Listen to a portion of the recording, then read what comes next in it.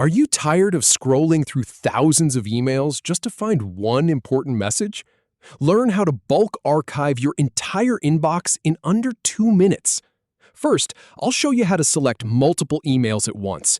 Then, we'll archive them with a single click. Let's get started. First, head over to your Gmail homepage by typing mail.google.com into your browser's address bar and hitting enter.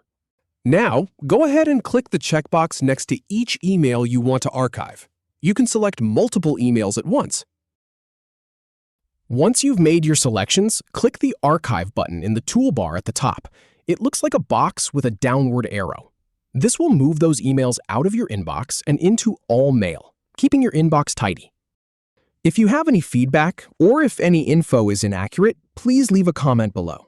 We'll do our best to answer or redo the video if needed. Thanks for watching.